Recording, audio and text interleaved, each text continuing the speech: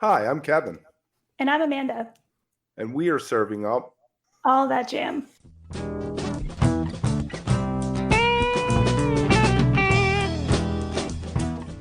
A lighthearted look at the weekend jam bands. where we break down the jam scene's biggest stories, Talk new bands, upcoming tours, and show reviews. A little laughing, some hot takes, and an always positive message for the community. Week of March 11th, 2024. Brian Thomas. Welcome back to All That Jam, where music has no limits. This week we have a great interview coming up with John Trupp. He is one of the drummers in New Potato Caboose, and he has a lot of other things going on, and we're getting into all that. We have our top 3 stories coming up. Last week we caught up with the Texas Trio, a new Western swing band that has some famous names attached to it. We spoke with Mono Means One. We spoke with Sam Ronchetti, manager for Kendall Street Company, and we spoke with Carrie Politzer, who was a pianist out of the Pacific Northwest. How are you doing, Amanda? Hi, Kevin. I'm doing great. Good to see you. I hear that you had a really good time the other night. Oh, I had such a good night, Kevin. Got to see the new Mastersounds as a complete band for the first time since January of 2020. And I got to tell you, it was so much fun. They have been on tour. This past weekend, they played at Cervantes, a doubleheader. I was able to go on Friday and help them out with merch, as I like to do. And I have to say, I do merch a lot. You know this. So I go to a lot of shows. They're all fantastic. The energy and the excitement, so many people came up to the table just gushing, right? They could not believe that they were able to see this band that they love. It was packed. It was so much fun. Very nice, very nice. Now, the issue was some of them were having trouble getting visas, a work visa or something? That was part of it. So I want to say about a year and a half ago, and I could be totally wrong about the timing, Simon was snuck into the U.S. for one of Eddie's Rare Grooves supergroup shows that he was doing at Cervantes kind of on a regular basis, which were awesome. And there was just a little question mark on the promo for special guest, and we were not allowed to say anything to anyone because he was not able to get a visa for working purposes. He could come into the country, you know, to see family for pleasure, right? But not for work. So no one could know. It was great. So this was really special. I know that they had been rehearsing songs that they had not played in 10 plus years. And so I got to hear some things for the first time, and I've been seeing them since 2005. Joe sang, which I've never heard before. It was just a great night. Now, if Simon comes in the country just to come hang out, though, he's just visiting then, right? It's a matter of getting the paycheck. That's right. And it's different now. I think that at that time, you know, there was just a different process. Things maybe were taking a long time. But they sound great. And, you know, they're just one of those bands that is just consistently amazing and awesome for me. And I could tell they were having a really good time. Now, are they going to be touring, or was this just some one-off shows? They are touring. So they're in the midst of a pretty substantial tour right now, which makes me very happy. They'll be headed to the East Coast, I believe, in a week or so, then all the way over to the West Coast as well. They'll be at Jazz Fest the first weekend. So they've got a lot going on. And of course, that's kind of complemented by Eddie's new band, the Lucky Strokes. And if you haven't heard them, you really need to. It's a totally different sound, very soulful, powerful. It's something that I would have never necessarily expected to hear from Eddie, but it's perfect. And he's got an incredible band with him there. So the man just seems to know talent, and he knows what people want to hear. I mean, it's great. So Lucky Strokes are opening a good number of those shows with the Mastersounds. What is going on over there in Denver with the 70s soul revival? You know, you have DJ Williams. I mean, his last tour just dripping with Curtis Mayfield, you know, vibes. Mm-hmm. You know, I don't know. It's interesting to me always when you see all of these names, right? People that I've loved listening to for so long. And sometimes there does seem to be a little bit of a shift in what people are kind of drawn to. It's great because we see people getting together. Ben Atkin going to be playing with DJ. He's got a great lineup that he's going to be running through. It's just nonstop here. You really have to be careful with your scheduling because it's very easy to overbook yourself. Right. Well, that's good. I'm glad, as we always talk about in this day and age, a musician has to work. We've gone back to 100 years ago before there were recorded and before there was radio. The only way that a musician made money was to go out and work. And good. I just wish that traveling was easier on some of these people, and the cost is so prohibitive. It is. And then you hear that news, like what happened to Spafford last week. Yeah. Which that's crazy. The story of that. The old blind curve, huh? I could see how it could happen. And my immediate thought was, wow, I, of course, feel horrible for them, but we're so lucky because those things don't happen on a regular basis to the bands that we love. And so it really makes you think about traveling, and when you're on the road and putting in those hours and you have all of your gear with you, every precious thing that you need, Right. Kendall Street Company talking about the van sliding down the hill, and they thought at least we'd be alive even if we had no gear anymore. Puts things in perspective really quickly on these roads out here, that's for sure. But yeah, it kind of made me stop and think a little bit of just the miles that are logged by all of these bands on a regular basis. And besides the financial part, just how much time they spend getting from point A to point B. Right. Yeah. And they, they're going to have to jump through hoops with the insurance company. Obviously, the other people are going to have to pay for it, but they were going to go and do those gigs. They were like going to soldier through. I guess they canceled it, which is good. It's quite possible you have a concussion. I mean, Brian, the one picture had blood on his forehead. He obviously whacked his head on something. Sure, the airbags deployed, which will beat you up if you've ever been, had the pleasure of meeting an airbag. Yep. Yeah. And, with that adrenaline and, you're kind of processing what happened. I'm thinking of you. You had an experience a year or so ago related to weather and being out and about. And sometimes it really doesn't hit you, meaning that mental part, and your body might not even feel it for a little while because you're in that response mode. So, the adrenaline's pumping. Exactly. So I'm glad that they're listening to what they feel they need to do. And it would definitely not be a great choice for anybody to try to keep going when they're really not in the right place for it. There you go. So hopefully they'll be back on the road soon and get made whole by that. I spent the weekend with the Disco Biscuits. Not physically, but they released, I guess, on Thursday night, the LP and the video, and then they did the whole thing over 2 sets on Friday night from Webster Hall. I know that you said you got to check out some of the video LP. What did you make of that? I love them. I have to say, especially this day and age, any band that is able to take what they already do, which is already so creative, and then put it into that kind of format, plus the way they rolled out the album, 4 parts, each one was kind of accompanied by that comic book style, right, of that 3D animation. I love it. And I think that it just shows how committed they are to having a good time. It was great. Right. I feel like they took Sci-Fi Soldiers to another level. Definitely.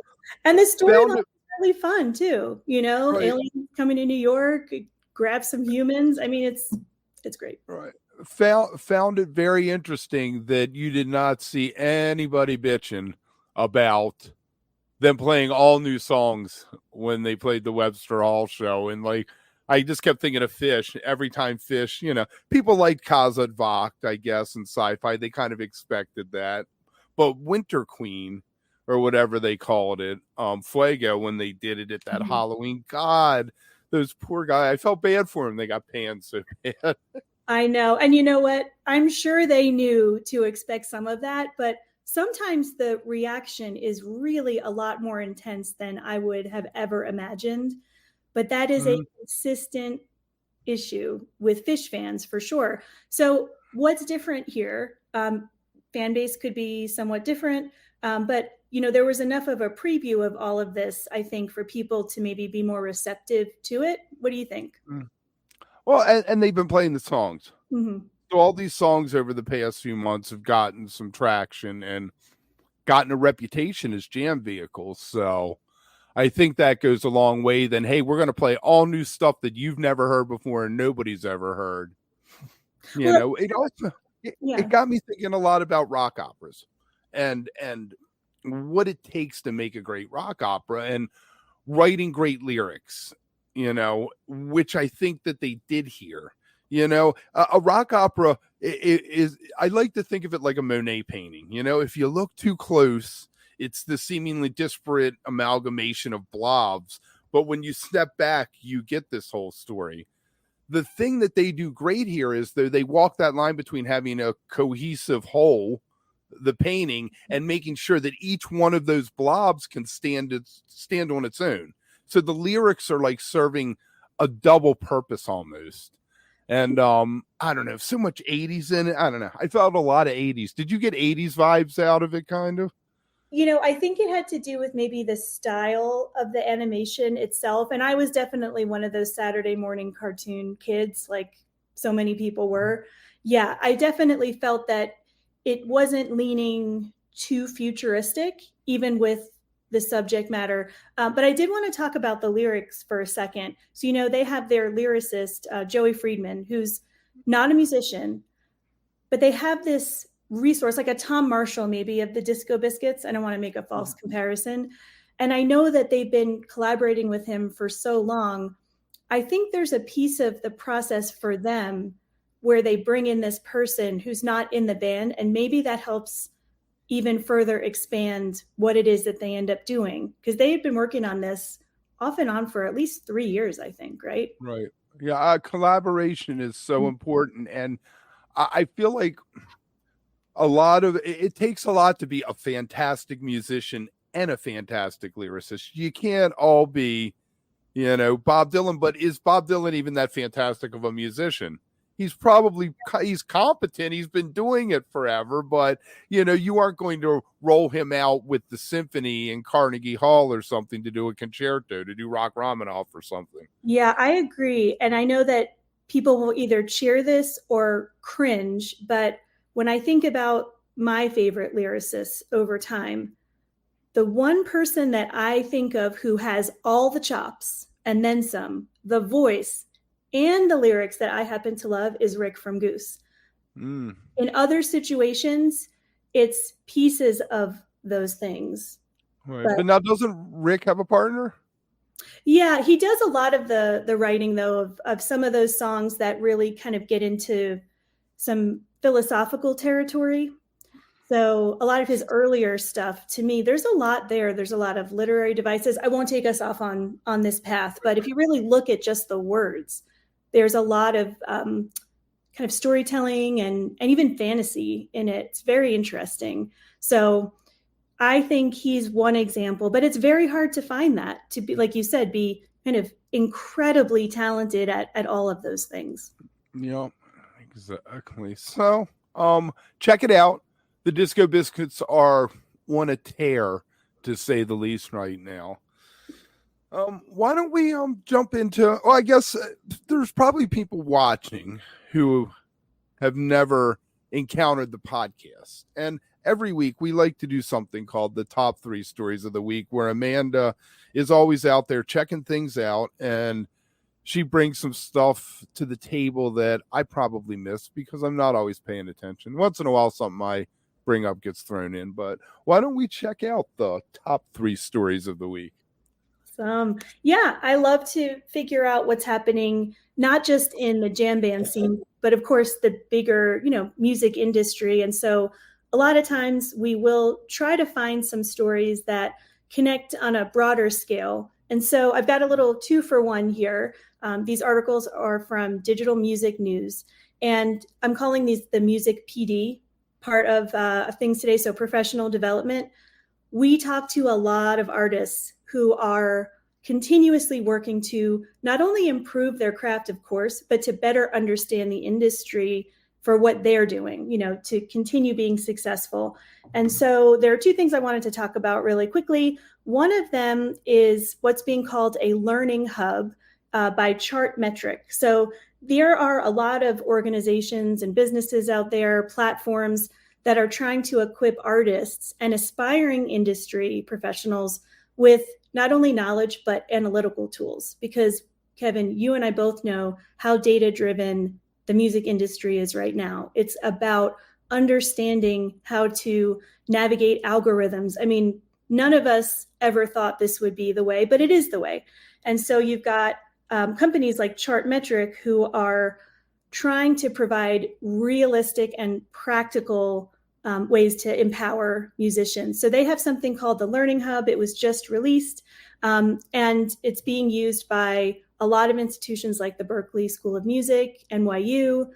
There's an international music business school. And so that's something that is basically going to offer a certification to people who participate if they want to do that. And what they're trying to do with that is basically say, you have shown that you can effectively use data to expand your audience and enhance your career. So I wanted to mention that because the Learning Hub is online, of course. It's available for anyone to kind of peruse through. There's a lot there, Kev. Whoever put this together really thought a lot about data visualization.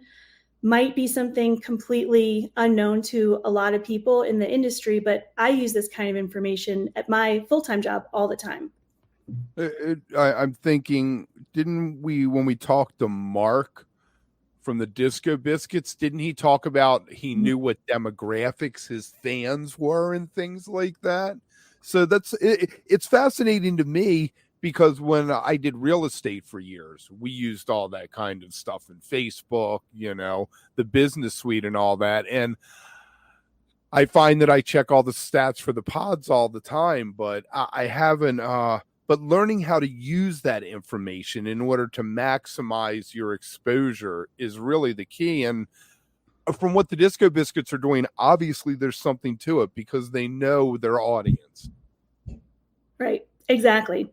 And so to kind of pair with what you just said, wanted to also mention another company. It's called Too Lost, TOO. They have put out various tools over the last few years. They have a usage discovery tool, which is meant to help artists and maybe management also get insights and information on where their music is being used and consumed. And it looks across a whole bunch of different social media applications, the big ones. It's not something that's ridiculously expensive. I think it costs like $1.50 per month per track. So you can be very selective. I think about bands that we know. Your new single. Yeah, exactly. Who are putting out a song a month, right? We hear that a lot, or whatever their cadence is. If they really want to know what's going on with it, this is one way to do that. And as kind of a pairing, Too Lost is starting what they're calling office hours for indie artists, which I just think is a cool concept. It kind of draws from other industries, right, to kind of bring this together. It's going to be streamed on their Instagram, YouTube, everywhere. And it's a weekly meeting open to any indie artists, producers, and managers. And the purpose is to learn strategies for growth in 2024. So I just thought those two stories fit really nicely together. Yeah, that sounds good. And it's free? They just want you to come and just brainstorm with them. And yeah. And of course, what they're also hoping is that by offering these sessions, and they're going to cover a very wide array of topics like distribution, merchandising, you name it, that of course people might want to then explore the paid features that they have, which there are many. So they might be more likely to say, okay, I'd like to continue. But it's also nice to offer some not only information, but maybe a chance for people to connect with each other in a different way. Mm-hmm. So and providing value up front. Value up front is always the way to go. I feel like I hate when I clicked on something the other day and it said, there was a PDF. And when you clicked, it was a landing page, which I knew before I clicked, but I was hoping I was going to click and go to a web page and be able to download this PDF so I could look at it. Of course, they wanted my email address. So I didn't do it because all I have to do is Google search and someone else has it. That's the way, right? I mean, it's hard to think back to when we couldn't do that. How do we get anything done? I wonder sometimes, but maybe the concept of being productive was just very different. I think even probably 20 years ago, so that's a whole other situation. But if you are an artist or, it's just something you're interested in, these are ways that you can get more information. So I'm going to check into some of those myself. Kevin, you had shared a story with me that is kind of the next in this ongoing, never-ending situation of the Live Nation Ticketmaster snafu that just never seems to end, right? I feel like this one's going to be with us forever, one way or another.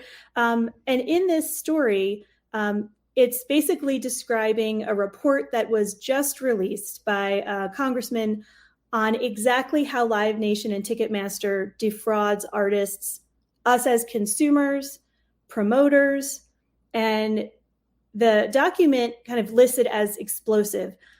What did you think? Let's talk about this. I think that you read this one, so I'm curious because it's kind of complex, right? This whole situation. But it's kickbacks. Yep. Payola, that kind of thing. And it disenfranchises anyone who doesn't have backing, have money. That's right. Exactly. And so there are vendors who were getting extra money by being paid inflated cost to then turn that money back to Live Nation in the form of secret rebates. It almost doesn't even sound true. It sounds like some cheesy, 80s, mystery movie or something. And then Renegade. Exactly. Then someone says, hey, it would be really great. Let's pay inflated costs that get funneled back to this other organization. There's a lot more to it, but essentially. No, that's illegal, right? That is illegal. It is illegal. It is. And there's a chart actually, which documents, and I love this because I'm a very visual person, that describes the violation of what it said it's going to do, which is take care of musicians, right? So it outlines on one side a more traditional and ethical business model. Ticket sales, half go to Live Nation, half go to the, artist, promoter, etc. And then that gets distributed after expenses, right? So simple. That is not at all what was happening. You have your ticket sales, then you have these expensive, then rebates based on these undisclosed negotiations between third-party vendors. Whoa. Sometimes 100% rebates back to Live Nation based on how many tickets were sold. I mean, you have this different kind of income that doesn't look like it's coming from where it's coming from. And then the promoter profit after expenses is a very, very small amount of what it actually should be because so much has already gone back to Live Nation or Ticketmaster. Unreal. I don't know what's going to happen with that, though. I mean, they had two sets of books. I mean, there's obviously this. The IRS is going to have to get involved, too. And that's when you get screwed is when the IRS gets involved. I wonder if other vendors, if they mean by vendors like the people selling beer and stuff inside, too. I think we're going to learn a lot. This is just coming out now. And I think we're going to all find out because now it's being handled, at that level. If congressmen are introducing these reports, there's going to be special counsels. I mean, when we're talking about so much money and such a broad range, potentially, of people who have been hurt by this, I think that there's a lot that we don't know because those secret books, I think, we know they exist now, but I'm not sure if everything's really been uncovered. I got two words for them. Class action. Mm-hmm. Mm-hmm. Absolutely. And it reminds me of, you hear about these mafioso type schemes, back in the day. I mean, we've got kickbacks, we've got middlemen, subsidies, overlapping lines of business. It is a movie waiting to be made, or maybe in a satirical way. I have no idea, but it's real stuff. It's real money people pay, and it's artists and people working in the scene who are struggling to maintain their art and what they are put on this earth to do. And that to me is just the greatest injustice of the whole thing. Have you ever seen Josie and the Pussycats? Mm-hmm. I have. The movie? Yeah. I really think it's true. Mm-hmm. I think that they made it a comedy, and it was kind of like a wink, like, yeah, this is really what happened. Sometimes it's like that, right? I mean, the fact that Live Nation could dial up or down rebates to reward or punish venues or other vendors. Whoa, like, talk about abuse of power. That's monopoly. Yeah. And nothing should surprise us anymore. But when you see it written in such clear language, then you start thinking about, other sectors that have had to be broken up, like the mortgage crisis and all of that. What's the difference, really? I mean, you just have these companies that know they can do it. Right. Impunity. Mm-hmm. Yeah. I hope that this is an issue that folks on both sides of the aisle can get behind, because people who people in red states like to go to concerts as much as people in blue states, and nobody likes getting ripped off. And as we see, whenever tickets go on sale for a big show on Twitter or Facebook, there's thousands of people bitching and jokes about waiting in line and queues, and it all needs to stop. 2024 needs to be the year that we go back to, we used to have Ticketmaster, we had Ticketron, Mm-hmm. there was every state almost had its own ticket person. That's right. They were all bought up and placed under Ticketmaster. Yeah, there were a lot of choices. It was a much simpler process. And to me, that has nothing to do with the internet or technology. It's the way that we all have been forced to participate. Someone was telling me about some summer concerts they want to go to. I can't remember what band it was, but they were saying there were so many ticket options. Do you want to be under the roof of the place in case it rains? Do you want to have a seat? Do you want to be standing but covered?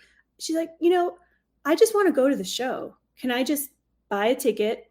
If it's seated, tell me where my seat is. If not, let me just walk in. It has become extremely complicated, because that's another way, of course, to continue adding these levels that require additional payment. And I agree. Right.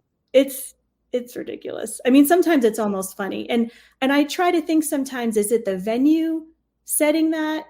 Does Live Nation require that, or whichever, ticketing company is involved? I doubt the band is really doing anything to influence that. I don't know where that starts. It starts with the CEO. It starts with greed, I guess, ultimately. Yeah. I mean, it will get you very far. So we'll be watching it like we have been for the past 18 months or so. It seems like that and Spotify are the two topics that come up. I mean, AI more recently, but before that, it was always Spotify and Ticketmaster. You have these just gigantic corporations that do get too big for their own good. And there's no way that you can have that level of control over everything when you have absorbed so many people, right? And other companies or what have you. There's just a point where something's going to happen. And so, like we always do, like you said, we will keep up with this story, especially this ticketing situation, because it really does not seem to be going away. And there's a different tenor to these articles now. There's facts, there's documents. And so we'll see. I wish we had more Shapiros. Somebody who owns venues in a bunch of cities, and they always put on good shows. They seem to look out for the fans. I wish we had more of that instead of, if you aren't playing at Merriweather, which is IMB, who owns 930 Club, or you're playing at, Brooklyn Bowl in Philly or something like that, you're playing at a Live Nation venue. Mm-hmm. Right. And sometimes it can be difficult just in the scope of our day-to-day lives to really know, you want to see this band out here. Maybe there's 3 or 4 dates in the area. I'm sure other states have this, but out here in Colorado, there's the Colorado Independent Venue Association, SIVA, and they exist to preserve and nurture our independent venues. And we're lucky to have so many of those out here. They make it very easy to find them.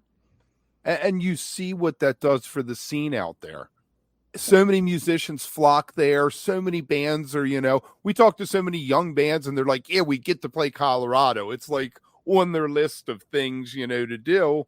Mm-hmm. You gotta love that. You gotta love it. Yeah. I mean, there are dozens of members of this organization just here in Colorado. That actually makes me curious to see what's happening in other areas, because I feel like these days you almost need to have some kind of more collective, organization if you really are going to be able to support yourself. And part of that is supporting other venues. So bands still want to come out and do 4, 5, 6 shows, because they know that they're going to be hitting these spots. So yeah, it's the collective model. Like Ace Hardwares are all independently owned, but they all buy from a centralized Ace warehouse. Mm-hmm. Something like that, where all these independent venues, if they all banded together, may have the bandwidth and reach of a Live Nation if there was in every town, kind of thing, and a centralized website. Maybe some kind of like dice ticketing exists. I don't like it because it didn't want to go on my S8 phone, the app. And they had to like go in and actually pull it up in the computer. But the dice ticketing app is fantastic. And it tells you all in. The prices are weird. It's like $19.28 for the ticket, but that includes all the fees and everything before you even hit buy. Right. Absolutely. And I'll just make one more point, because I think that sometimes when we think about going to shows, of course, we can think about, the smaller clubs, maybe the more intimate venues, and imagining those as being independently owned. But just as a reminder to everybody, Red Rocks is owned and operated by the city and county of Denver. The fact that that's still an independent venue, to me, shows that there's a lot that's possible. You just need to have the right support. And I think also the right local and state government efforts too. I believe that Merriweather is owned by Columbia Association, or they're somehow involved in it. So yeah. IMP is, owns 930, obviously. They have something to do with it, but I think maybe they just do all the booking. Maybe they run it for them. But yeah, and Wolf Trap. It's the federal government, so don't go smoke a joint there because weed's still illegal. But I mean, that's such a beautiful venue, and it's never overpriced because the government is making enough money to keep it open. Right. And to pay to have the board of directors and everything. They have a board of directors. They don't even have a CEO or anything like that. Yeah, it just sets things up to be, hopefully a really different type of kind of organization there. And so this actually now makes me think, I want to talk to somebody from this Independent Venue Association. I think that would be really, really interesting to see what they do. Yeah. Right. We should try to get them on something like this platform, because we could cut right now to a little bit of an interview with them. How about that? How about that? I reached out to Ian from Summer Camp, the guy who runs Summer Camp. Hopefully we're going to get to speak to him sometime before the new festival appears. Anyway, I digress. Love it. So those are our stories for the week, Kevin. Always something going on out there. And, we'll continue trying to bring not only jam band news, but also just some other industry things, because it all works together one way or another. Things affect each other. Exactly. Next week, if you don't know, we have a podcast. We are 435 episodes in. And now we're making the jump. Better late than never. But all week we're going to have stuff coming out every day. Pretty much we drop stuff. We have John Spignassi and Scott Murkowski, Scott from Mike's band. Something with them coming up this week. Greg Ormond from Pigeons. Joel Sarah. Try that again, Kev. Joel Saracula. Melody Truck, Cedric Burnside. But I think if you check tomorrow, if you check the channel, which would be on April Fool's Day, there may be a live interview tomorrow. So we'll see how that goes. You got anything else for us today, Amanda? You know what? I don't. I will just say that I know for myself and a lot of other people, we are sitting right now at kind of that point when you're on the roller coaster, that apex, looking to a very, very full and busy spring. Lots of music out there. Weather's getting better. I just hope that everybody out there is excited for, what the next couple of months have to offer going into summer. I think it's going to be a great time. And I hope, that we're able to just continue chatting with some great people, because there's so much good stuff happening in the scene. I know we talk about the ticketing piece and all that, but really it's a great space to be in. So that's all I was going to say. Yes. For every Ticketmaster fiasco, there's a Disco Biscuits. So there you go. Thank God, right? Doing something like that. Did you notice the name of Pigeon's album was Day and Time? So they did not do another P album like we had asked Greg about. And I think that's in the clip coming up this week. Awesome. Us talking about that, because it was recorded before they had finished the album. So let's jump into this interview with John Trupp. This first part we're going to be listening to is about a band that he was in after New Potato Caboose called The True, which actually had some success on their own, maybe in some circles even more than New Potato Caboose. We also get into songwriting and a little bit about Blues Traveler. So we'll see you on the other side.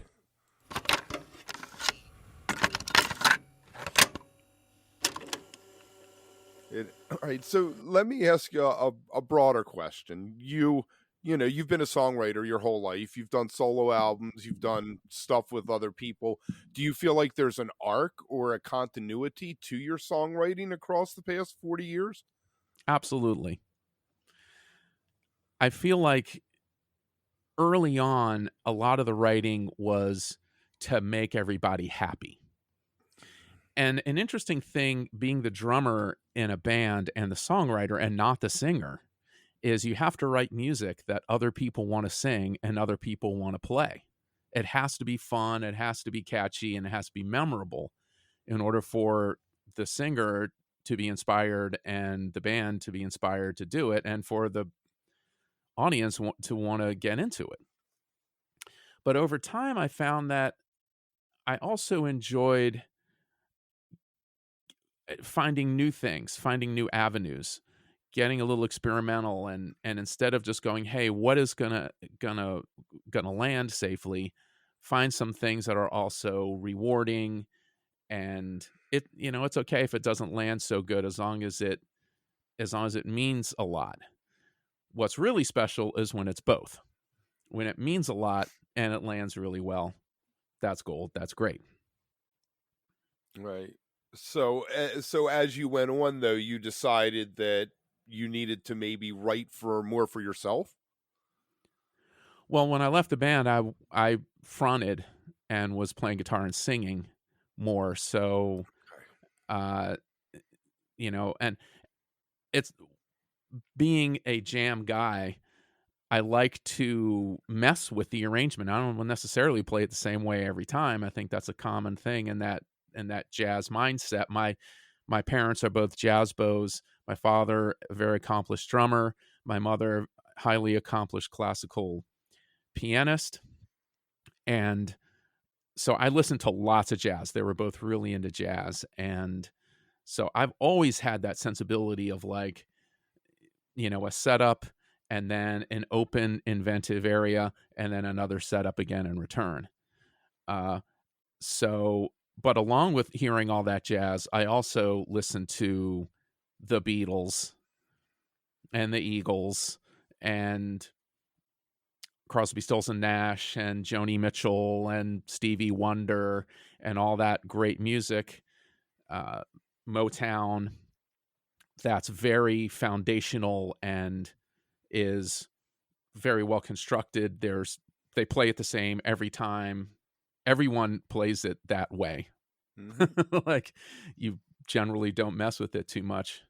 No, Although this, I will say I always love when an artist can take another person's song and make it absolutely their own. Not just a different arrangement, but the feel of it is their own. right, exactly. Yeah, the Grateful Dead were good at doing that. But the Grateful Dead cover bands are bad at that. Right. I hear you. I'm with They you. very often feel they have to replicate it, or they have to emulate it. Right, instead of taking it and making their own. Yeah, one of my favorite things is Jane's Addiction covering Ripple. It's fantastic because it's not what you would expect at all from them. Well, from the song, I guess. I mean, I guess Right. it's what you would expect from them. Now, no, this band that you were fronting, singing, playing guitar, that was the True? That was the True, and that was a great band. And actually, John Alasia produced an album by the True. We had a lot of record interest back then. The early 90s recording companies were flush with money. Mm-hmm. Hard to believe nowadays because things are so different. But back then, they were very flush with money, and lots of people we knew were getting signed. And actually, when we were playing at the Bayou, there were numerous acts I knew that were making it. Dave Matthews, Right. Widespread, and so on, that were just starting to break. Yep. And the Horde helped a lot of that. Yes. Popper was good for that, for trying to bring everybody into the under the umbrella there, so to speak, I guess. We just did a gig with Popper in October. It was great to see him. And gosh, he just sounds so excellent. He's so far above. Have you heard the Bootlegger album he did with John O'Manson recently? I have not. It's pretty good. The two of them got back together, and I think Jono opened some shows for Blues Traveler last November, maybe something like that. Fantastic. All right. Well, we used to play with Blues Traveler. We would open for them up north, and they would open for us down south. And it was always great playing with those guys. They were a great draw, and B, just super energetic. All right, Kevin, we have lots more to hear from John, but before we get back into that interview, wanted to remind everybody that we are on social media at All That Jam Pod.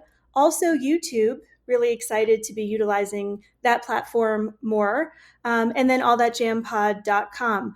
I know we have lots more to get into here. We're going to be talking with John about production and his thoughts on that, as well as work with Soul Gravity and Radio Mosaic. So why don't we get back into that interview?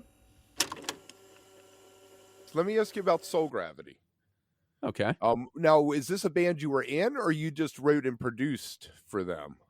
I was in the band. I fronted the band, played 1,000 shows with the band, wrote all the originals, produced the albums. And what happened? Just life got in the way?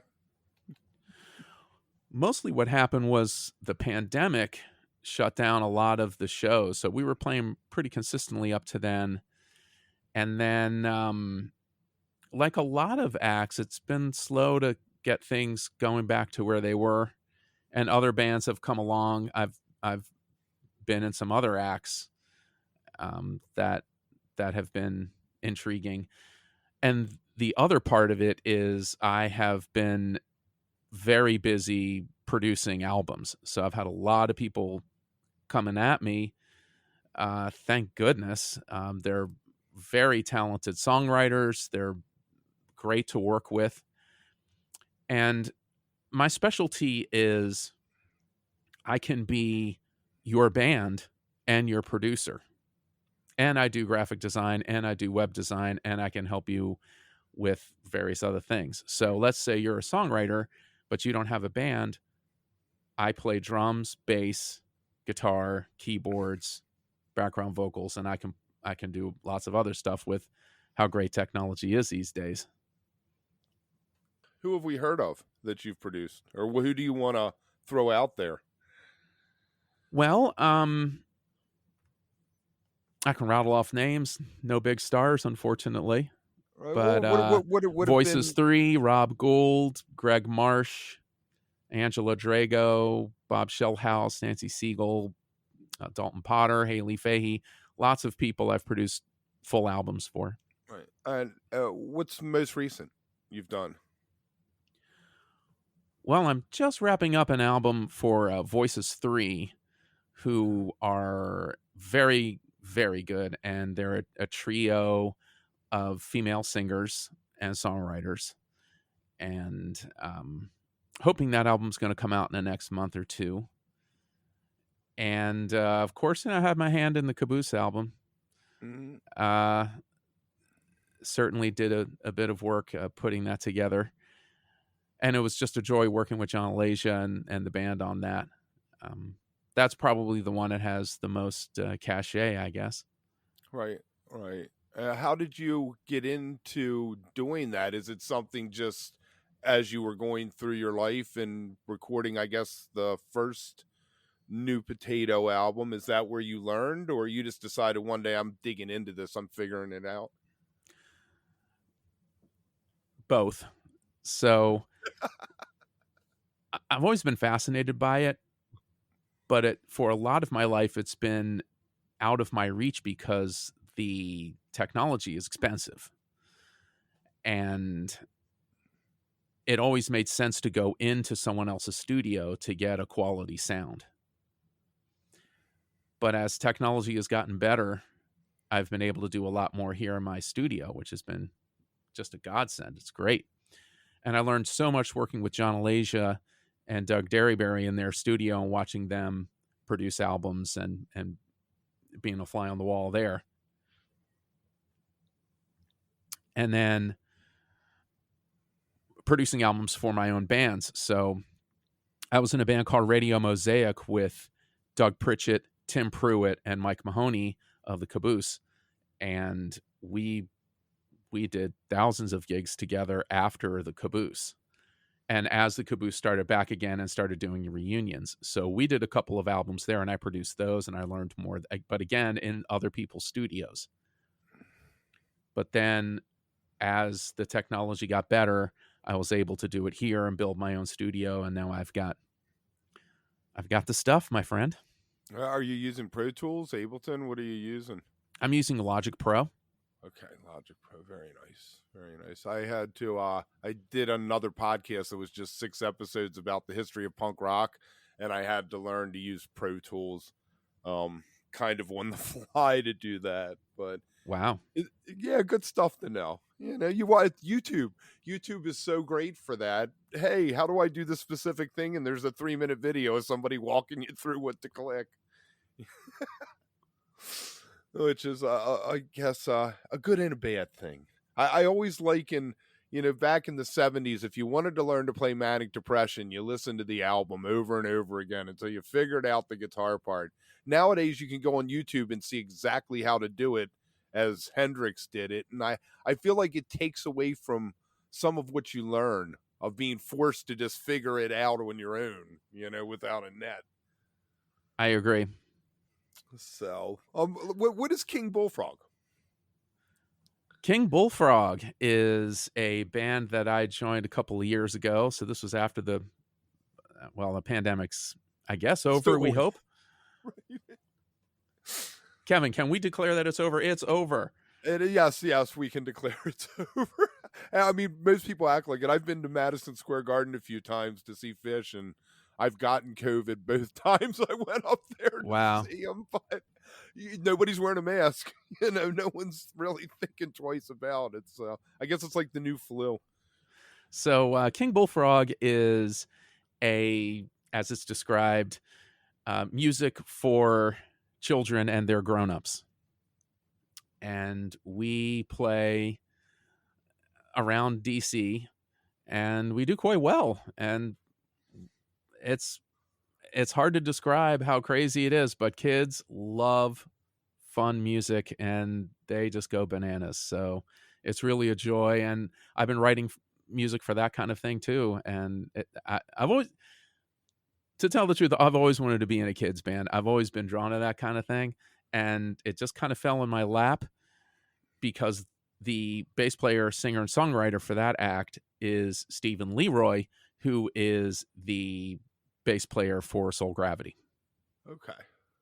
There you go. And these are, do you guys do covers too? Like, what? Throw out a couple song titles for me so I can get the feel of where. Yeah, it's I mean, we do some covers, Down by the Bay, stuff like that. What we don't do is the usual stuff. So we don't do Baby Shark and things like that. Wheels on the Bus. Wheels on the Bus. We don't do any of that stuff. We mostly do original music. Very nice. Very nice. I love the kids' music. I mean, my kids are 17 and 19 now, but it was cool. It was fun to be able to do that when they were younger. I'm glad that we missed Baby Shark.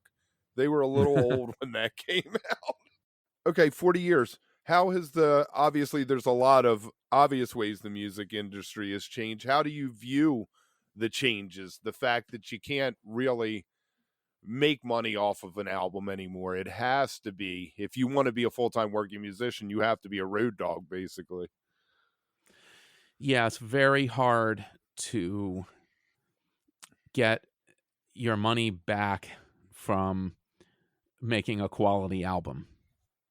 Yes, you can make an album on the cheap and you might be able to break even or actually get ahead a little bit on it, but it's very difficult to do because the market is flooded. There are 100,000 songs that are uploaded to Spotify and Apple Music every single day. The unit cost of music is incredibly low. People don't have collections anymore because they have it on their phone. They have every song they could ever want already collected for them. All they need is access to the collection. So the idea of purchasing music, especially for young people, we don't purchase music. We purchase access, almost like a library card. That's what you purchase. Just to give you an idea, if you have a song, say it's 4 minutes long, and that song were to stream on Spotify for 2 weeks, over and over, it just stream for 2 weeks, that would be the same amount as one $15 CD. Wow. So when you see a band selling CDs, if you want to support them, yes, you may not listen to the CD, but it's a token of support that you can do, very tangible, to help a band, because again, it takes so many streams to get to that one, the right cost of that one CD. Right. I've also thought a lot about the fact that in 1986, when I went and bought an album, I either chose the AC/DC or the Judas Priest, and I was spending my $10 on that, and I was going to be Team AC/DC or Team Judas Priest from that point on in my life. Now you can just kind of listen to anything, and I feel like you lose some band loyalty maybe because of it too. Yeah. I agree, and I think that there's a loss of the identity of your collection. If you recall, you would go and look at people's collections and you get a sense of them. Right. You judge them too. Sure, of course. Like, gosh, your music is really, wow. You have an awful lot of Air Supply records in here, buddy. Now, I love Zamfir as much as the next guy. I hear you with that. But how about some AC/DC? You got some of that? There you go. You're a member of the Recording Academy, the Grammys. What exactly does that entail? So It is it's an organization that does great work in helping recording artists succeed. And they were very pivotal in getting some recent legislation through to help artists get paid. I've actually seen a difference myself in what I'm getting from BMI. So it's nice. The Grammys are fantastic. They're a lot of fun. It's a lot of glitz. But the work that the Recording Academy does, that a lot of people don't see is actually very, very good work. Now, as far as getting into the Academy, I guess that's what you were asking about. You just have to be an active member of the recording world. So you have to be either an artist or a producer or engineer, or just somehow you have to be active in the recording world. And they do every 5 years check to make sure that you haven't flaked off or fallen off the edge of the earth, which does happen because people burn out or peter out, or they find something more lucrative to do, right? Or they don't have the creative energy anymore. Exactly. You mentioned legislation. What is your view on AI, and is this something that is going to be a problem in the future for the music industry? We could spend a long time talking about AI. So AI is another tool to use. We are going to continue to see rapid development. AI is just another symptom of incredible technological development. And we've seen a lot of change in the past 150 years. And we were riding horses not that long ago. And AI is scary and can be used for very, very nefarious things. Right now it's controlled. So you can't go onto ChatGPT and say, give me the plans to rob the bank on the corner of blah, blah, blah, blah, blah. Where do I get where do I buy the things? What is the pricing? Give me the links, blah, blah, blah. You can't do that, right? It's controlled. And I'm sure there are nefarious people that are using that for their nefarious ends. They develop their own AI to do all kinds of crazy stuff. I use AI because I'm a graphic designer, I use AI for art. Mm-hmm. I also have to write content, so I use AI to write content. I'm willing to admit I tried to use AI to write some songs. There's no mojo in it. There's no love. I don't feel anything from that. I don't want to do that. I don't want to use it in that way. I'm sure there's other people that get off on that and will want to use that. I don't have any problem with them doing that. That's perfectly fine. If that's your jive and that's your feel, beautiful, do it. I don't get any love from it myself. I want to write my own music and my own words, from my heart and my soul. So that's just me. I have used AI in some recording projects where somebody gave me some audio that was guitar, bass, keyboard, and vocals, and they didn't like the guitar part, but it's a 2-track stereo and they don't have the stems. So I'll use AI to just take the guitar right out. Oh, or take the vocal right out. I just did that recently with a client where there were some songs they recorded and they wanted a different vocalist, but they recorded it 20 years ago and didn't have the tapes. Interesting. That's fascinating. Yeah, I mean, my nightmare apocalyptic vision of the next 5 years is all of a sudden incidental music and commercials and things are going to be written by AI, and that stream of revenue is going to be cut off from songwriters and artists. Yes, that is definitely going to happen. I can tell you that it's happening in the art world. Right.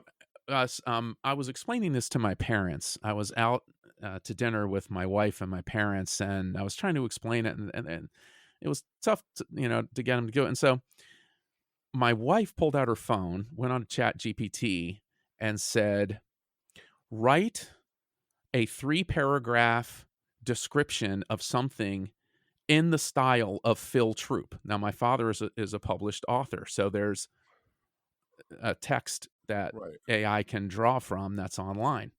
And sure enough, we're reading this back to my dad and my mom, and our jaws just hit the floor because it sounded like my father. I hear you.